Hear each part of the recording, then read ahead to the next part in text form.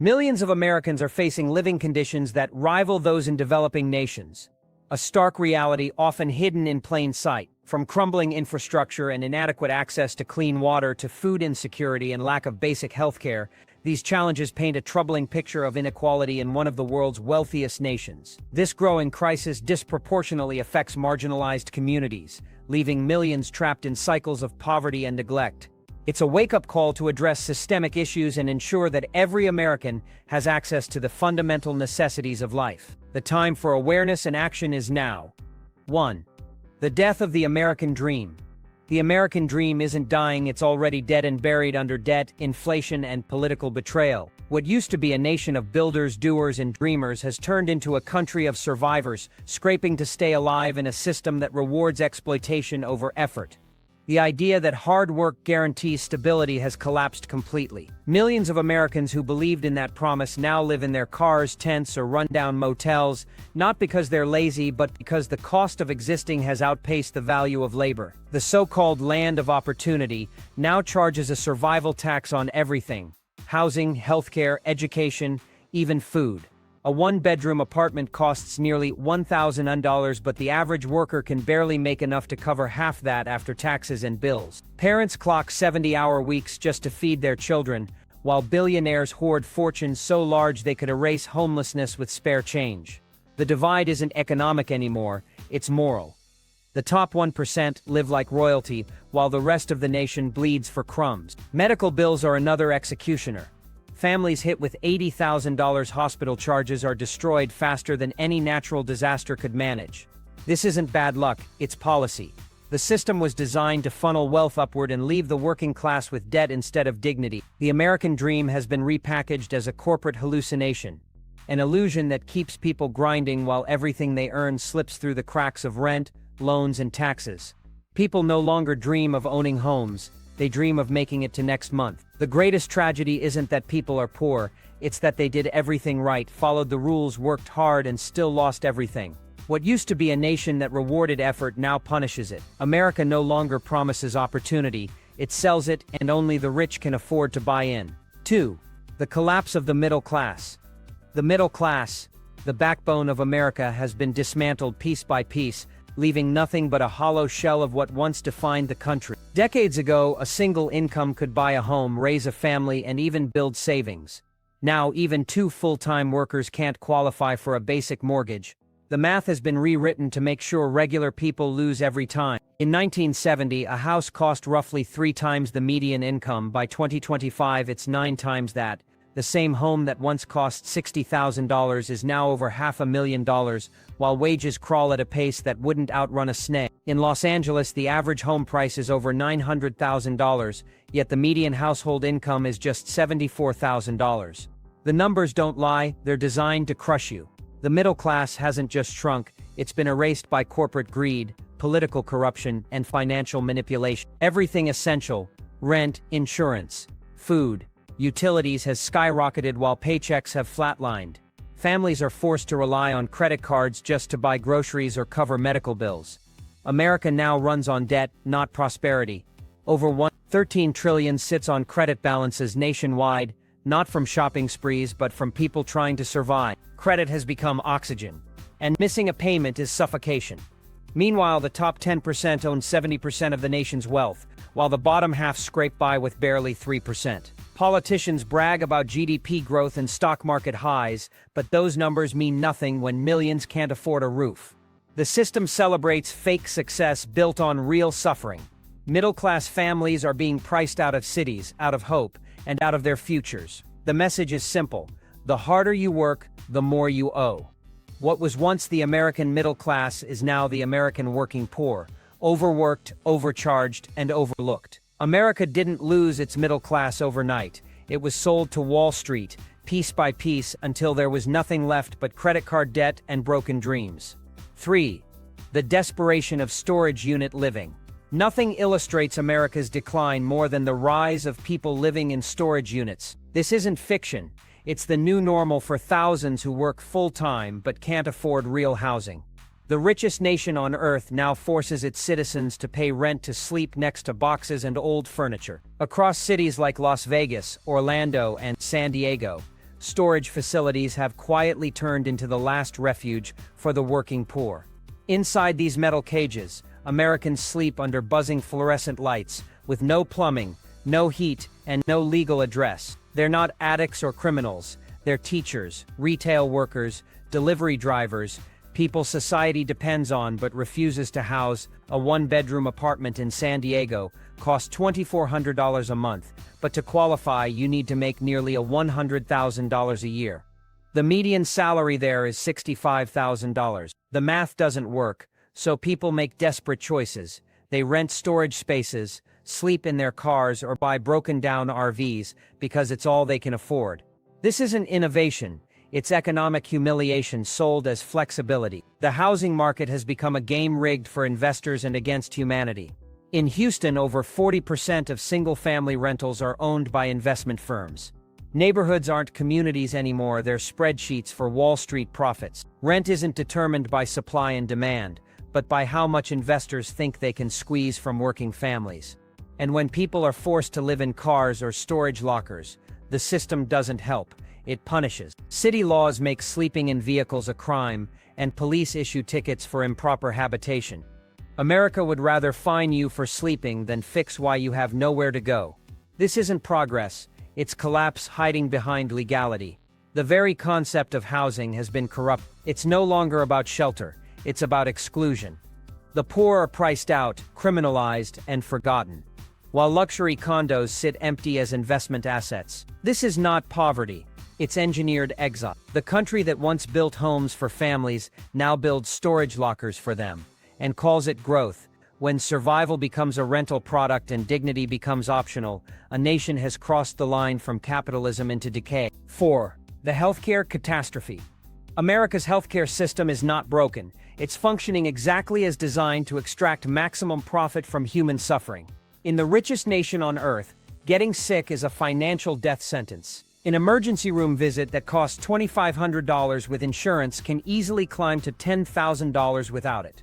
A short hospital stay can drain $80,000 or more. For many Americans, a diagnosis means bankruptcy. Over 500,000 families file for medical bankruptcy every single year, and the majority of them actually have insurance. That's the punchline of this cruel joke. People pay massive premiums just to still lose everything when life goes wrong. Insurance premiums rise around 8% annually, while wages crawl up by a pathetic 2%. Deductibles have tripled since 2010. Meaning people now pay more for coverage that covers almost nothing. And while Americans ration insulin, skip doctor visits, or die waiting for surgeries they can't afford, pharmaceutical executives cash out stock options worth millions. The same cancer drugs that cost $200 in Europe are priced at $20,000 here. It's not about innovation, it's about extortion. The United States doesn't have a healthcare system. It has a pay-to-live system, where staying alive is a privilege you must buy. Every hospital is a corporation, every doctor visit is a transaction, and every illness is a business opportunity. Medical debt isn't an accident, it's a revenue stream. The elites profiting off housing, education, and food inflation are the same ones getting rich off medical despair. This isn't healthcare, it's a hostage situation, and the ransom is your life saving. Americans are told they have the best healthcare in the world, yet their life expectancy is falling, infant mortality is rising, and millions die each year from treatable conditions. The truth is brutal. America doesn't cure the sick, it monetizes them. Health is now a luxury, and survival is something you finance on credit. 5. The rural poverty trap. Drive outside America's big cities, and you'll find a different country, one abandoned, ignored, and slowly rotting. Rural America has become a wasteland of boarded-up factories, empty schools, and collapsing hospitals.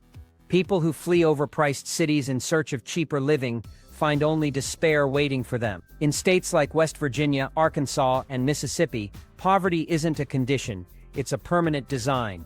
Deindustrialization wiped out entire economies, and what replaced them are dead-end service jobs that pay barely $12 to $15 an hour. The same communities that once powered America's growth now survive on food stamps and dollar stores.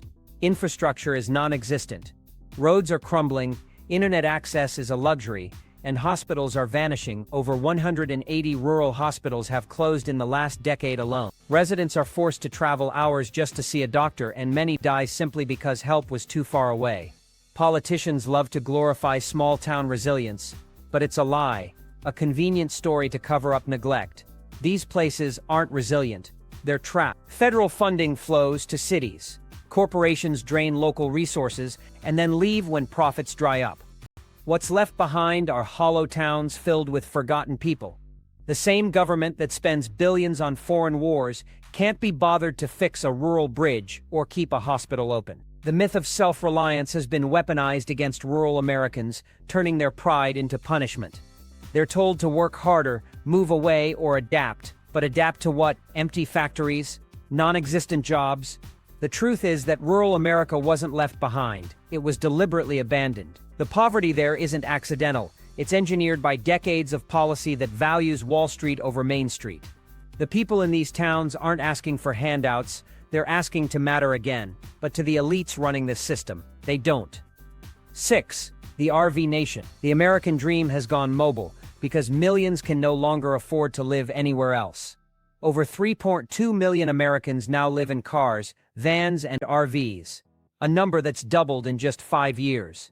This isn't the freedom fantasy social media influencers sell, it's survival on wheels. Teachers, nurses, and warehouse workers are sleeping in vehicles despite holding full-time jobs. They aren't dropouts or drifters. They're the new working homeless. Cities like Los Angeles, Denver, and Seattle have entire neighborhoods made of parked vans and broken-down RVs, housing people who used to rent apartments before costs exploded. A used RV that once sold for $10,000 now costs $16,000 or more, while campground fees have quadrupled since 2019. Living in a vehicle was once a temporary fix. Now it's a full-blown housing alternative. America has legalized desperation and called it van life. But there's nothing romantic about brushing your teeth in a gas station sink or hiding from police to avoid a ticket for illegal sleeping. Many cities have banned overnight parking, turning poverty into a criminal offense. People are being fined for trying to exist. Meanwhile, developers build luxury condos that sit half-empty because they're owned by investors, not residents. The contrast is grotesque. Empty skyscrapers, towering over RV camps, filled with the working class. This is not a housing crisis, it's an eviction of dignity. America has replaced affordable homes with parking restrictions and called it policy. The nation that once built suburbs for families now builds regulations to chase them off the streets. The RV Nation is not a lifestyle choice, it's evidence of collapse. When millions of citizens must live on wheels to survive, the country has crossed the threshold into something dark. The United States is no longer the land of opportunity, it's the land of survival on borrowed time and borrowed space. 7. The economy of exhaustion. America's economy no longer rewards effort. It feeds on it. Millions of people are working themselves to death just to stay afloat in a system built on exhaustion. 40-hour work weeks are a fantasy. 60 to 80 is the new normal. Parents work multiple jobs, not for luxuries, but for rent, groceries, and gas. Productivity has soared by over 70% since the early 2000s, but wages have barely moved 15%. That gap is not an accident. It's theft disguised as progress. Corporations squeeze every drop of energy from their workers and call it efficiency. The American worker has become a disposable resource, used, drained, and replaced. Inflation eats paychecks faster than raises can fill them, and every price tag is a reminder that survival costs more each month. People don't rest anymore. They recover just enough to clock back in. Sleep is a privilege. Vacations are myths. Even mental health is monetized through therapy apps and overpriced wellness products that mock the reality of burnout. The gig economy was sold as freedom but became modern-day serfdom, instability branded as independence. Workers juggle food delivery, rideshare, and part-time retail, all while living paycheck to paycheck. They don't control their time, algorithms do. Every side hustle is a symptom of systemic failure, a desperate attempt to make up for what corporations refuse to pay. The economy is running on human burnout, and when automation replaces those same workers, the system will discard them without hesitation. People aren't living, they're functioning. Half asleep, overworked, and endlessly anxious. The American dream has become a treadmill, and everyone is running themselves into the ground to stay in the same place. This isn't an economy, it's a machine that feeds on fatigue. 8. The housing hunger game. Housing in America is no longer about shelter. It's a blood sport controlled by corporations, investors, and financial predators. The average person isn't buying a home anymore. They're competing against billion-dollar hedge funds for the right to exist. Renters are forced to hand over nearly $7,000 up front just to move into a modest apartment. First month, last month, deposit, and endless fees. That's before utilities or furniture. Home ownership, once a cornerstone of stability, has been hijacked by companies like Blackstone and Invitation Homes, who buy thousands of properties in bulk and flip them into high-rent traps. Families are outbid, not by neighbors, but by algorithms. Neighborhoods are hollowed out, turned into corporate portfolios. The affordable housing projects promised by politicians are either luxury condos disguised as progress or half-built scams that never reach completion. Middle-income workers are locked out, forced to live hours from their jobs or sleep in cars because every urban area has become a financial battlefield.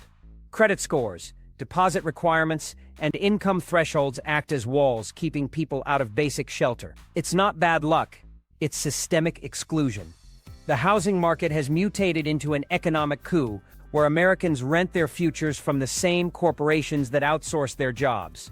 Entire cities are being transformed into investment playgrounds while families sleep under bridges. The rich don't build homes, they collect them. The poor don't own anything. They lease their survival. The game is rigged from top to bottom, and the price of losing is homelessness. America has turned shelter, a basic human need, into a profit racket, and millions are losing that game every single day. 9. The lost generation.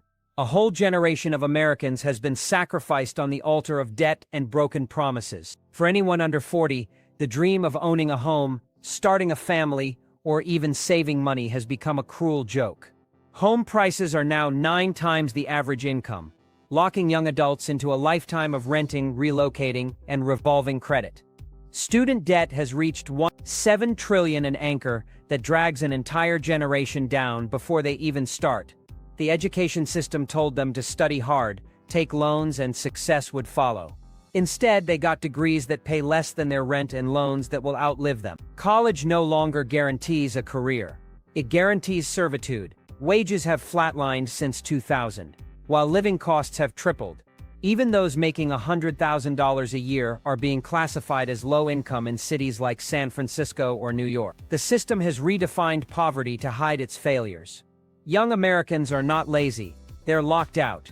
They can't afford homes, healthcare, or families, and the institutions that promise to protect them now exploit their despair. Politicians talk about opportunity, but the only opportunity left is escape through emigration, burnout, or revolt. Millennials and Gen Z no longer believe in the American system because the system stopped believing in them. They see their parents owning homes and retiring at 50, while they drown in rent and debt with no safety net. This isn't generational whining, it's a generational betrayal. The country that once gave its youth a future has stolen it and handed it to corporations. The result is a society on the edge of rebellion, where the young see no path forward but tearing down the rigged structures holding them back. America didn't just lose a generation, it lost its future. 10. The working homeless. In modern America, having a job no longer means having a home. Millions of people wake up every morning, go to work, and then sleep in cars, tents, or cheap motels at night. They aren't jobless or lazy. They're victims of an economic system that rewards exploitation and calls it progress. The phrase "working homeless" should never exist, yet it defines an entire class of Americans who can't afford the basics despite full-time employment. Over 12 million households spend more than half their income on rent, and that number is growing every month. The cost of living has exploded while wages have stayed frozen in time. The average rent for a one-bedroom apartment has risen by more than 30% in the last 5 years, but the average wage has barely moved by 5%. That math doesn't add up. It was never meant to. The system is designed to keep workers desperate, mobile, and dependent. Job security no longer exists. Full-time jobs have been replaced by short-term contracts, part-time flexibility, and gig work that strips away benefits and healthcare. Even those with steady jobs are one paycheck away from the streets. Healthcare tied to employment ensures that losing a job means losing medical access too, a cruel tether that keeps workers obedient. Meanwhile, corporations brag about job creation while offering wages that can't sustain human life. This isn't a labor market. It's a survival lottery. People are trapped in an endless loop. Work, pay rent, repeat, with no chance of breaking free. Homelessness is no longer a social failure. It's an economic feature. The system needs poverty to function because desperation fuels compliance. It keeps people too tired to fight back and too broke to quit. The illusion of progress is maintained by statistics and propaganda, while the truth rots beneath millions of Americans living paycheck to paycheck, employed but unhoused, useful but disposable. This is not a malfunction, it's deliberate. The economy thrives when workers are desperate enough to accept less than they deserve. That's not prosperity, that's servitude, dressed as opportunity. 11. The final diagnosis, engineered collapse. America's decline isn't accidental. It's manufactured. Every symptom of decay, unaffordable homes, collapsing healthcare, stagnant wages, and criminalized poverty is the result of deliberate policy choices made to benefit the few at the cost of the many. This is not a recession or a temporary downturn. It's a slow, engineered collapse disguised as growth. Politicians boast about GDP increases while families live in tents. The stock market hits record highs, but 60% of Americans can't handle a $500 emergency. These aren't random outcomes, they're the predictable results of a system built to extract wealth upward and discard everyone else. The country has reached a point where survival itself has become a business. From housing to healthcare, everything is monetized. The poor aren't helped, they're harvested. Homelessness is profitable through private shelters and policing contracts. Medical debt feeds collection agencies. Even prisons have become corporate assets. America's moral core has been replaced with a profit motive so powerful that it no longer distinguishes between life and business. The collapse isn't loud, it's silent, creeping through every institution until nothing works unless someone's making money from it. Roads crumble, hospitals close, and schools decay, but defense budgets balloon because death still pays better than life. This is national betrayal in its purest form. Citizens work harder, live worse, and die younger, all while being told everything is fine. Hope has become a marketing slogan, and history has a pattern. When hope disappears and hunger spreads, societies don't just struggle, they revolt. America is nearing that edge. The cracks are visible. Tent cities in once thriving suburbs, hunger in working families, despair among the young. This isn't the natural cycle of decline, it's the final diagnosis of a nation that sold its people for profit. The system isn't broken, it's working exactly as intended, but what's left of the country is breaking under. 12. The illusion of freedom. America still calls itself the land of the free, but that freedom has been reduced to marketing copy, a hollow phrase wrapped around a reality of control, debt, and corporate surveillance. Real freedom means choice, but most Americans have none left. They can't choose where to live because housing is unaffordable. They can't choose when to rest because rent and inflation demand constant work. They can't choose how to think because every screen, every app, every headline is designed to shape their emotions and distract them from the truth. They're not free, they're managed. From the moment you wake up, algorithms predict your next move, your next purchase, your next opinion. Freedom has been replaced by behavioral tracking. People scroll through social media, believing they're expressing themselves, when in reality they're feeding data into a system that sells their minds as advertising inventory. The digital age didn't liberate humanity.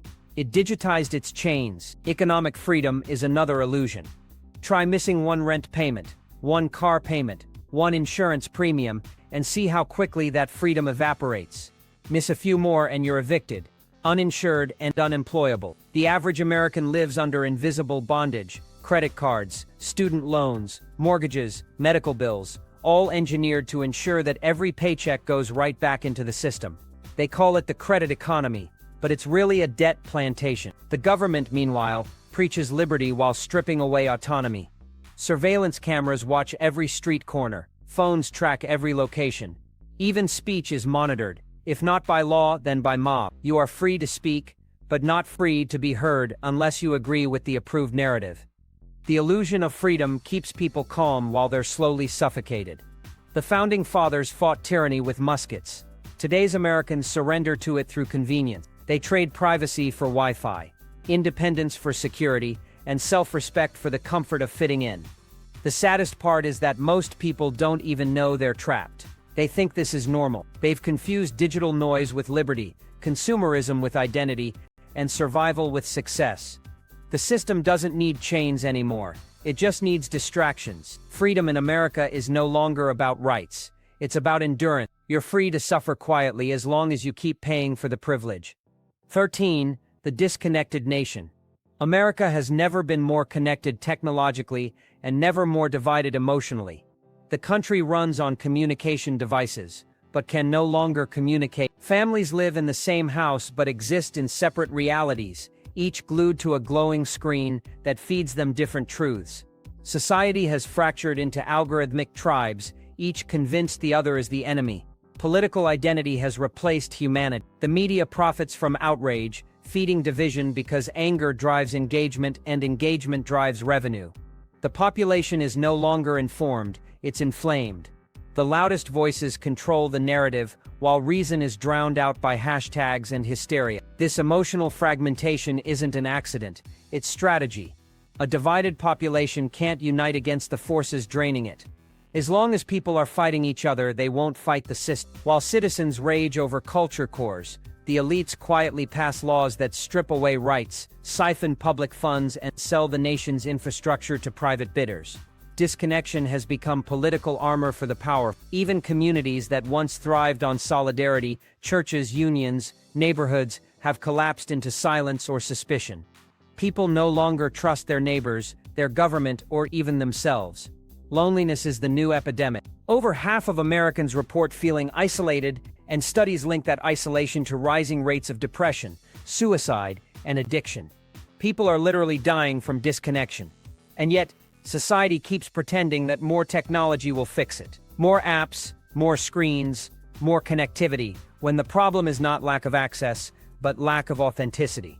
Social media offers performance instead of connection, comparison instead of community. People curate their lives for digital approval, trading real intimacy for virtual applause. The result is a nation of anxious, overstimulated individuals who mistake visibility for value. Even empathy has become transactional. Hashtags of compassion that expire after 24 hours. This emotional bankruptcy is killing the spirit of the nation faster than poverty or inflation ever could. America once prided itself on community strength, but now, every man and woman stands alone in a crowd of strangers, each too distracted or distrustful to care. The disconnected nation isn't a glitch, it's the final stage of societal decay. A people divided cannot survive, and America is proving that one scroll at a time. 14.